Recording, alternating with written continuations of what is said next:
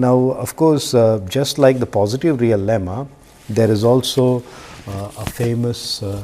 lemma which instead of talking about the equivalence of positive semi-definite P and G of S being positive real, it talks about the equivalence of strictly positive real. Okay, and this particular theorem is attributed to three famous people: Kalman, Yakubovich,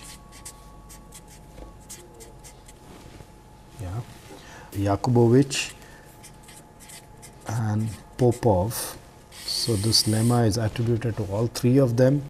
and the lemma is exactly the same as the positive real lemma. The only difference is that GS is strictly positive real. So, instead of positive real, earlier you had only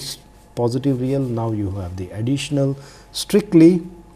if and only if. Okay, and so now you have the equations which are A transpose if and only if there exists P positive definite and other two matrices L and W, such that A transpose P plus PA is equal to minus L transpose L minus epsilon times P, and PB is equal to C transpose minus L transpose W, and W transpose W is equal to D plus D transpose. Of course, here, just like in the earlier strictly in the positive real lemma, here also all the assumptions are that this A, B, C and D come from a minimal state representation of GS. So, as you see, between the positive real lemma and this lemma, the only difference is that GS on one side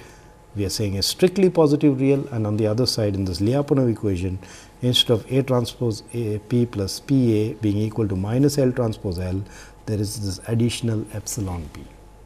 and this sort of guarantees the